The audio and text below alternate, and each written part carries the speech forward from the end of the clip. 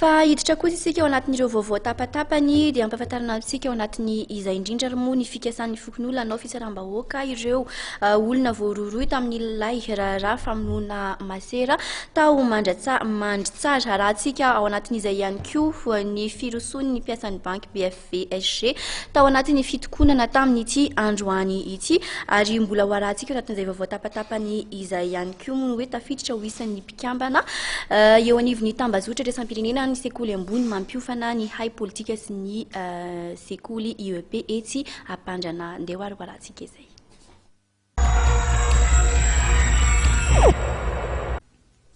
Irene Namuniaingy, Ronina Ratra, io ny vokatra fifandonana teo amin'ny fokon'olona sy ny mpitandro filaminana atao mandry tsara omaly araka ny tatitra nataon'ny Général Richard Ravalomanana, komandany Gendarmerie-Pirenena.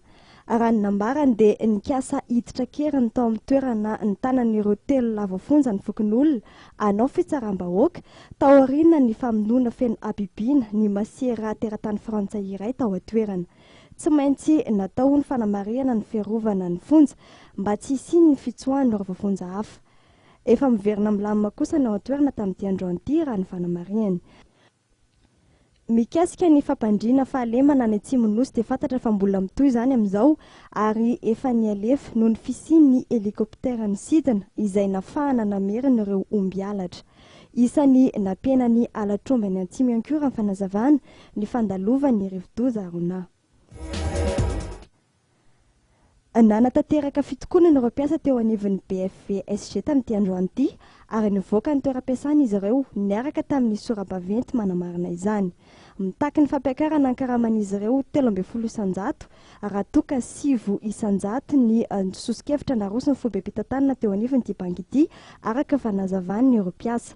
Tsy naomby araka izany ny fanelanelana nataony teo anivon'ny ministeran'ny asa ka efa nalefa eny anivon'ny tribunal ny raharaha amin'izao fotoan'izao.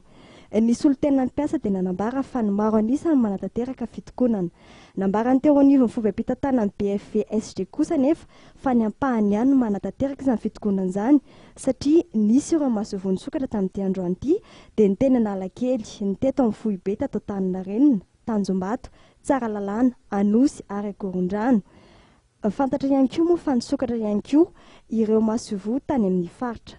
Marina fa mbola niasa ny DAB na ny distribution automatique de billets eny anivon'ireo masovo eny fa na dia ho an'ireo masovo nikatona azy izany.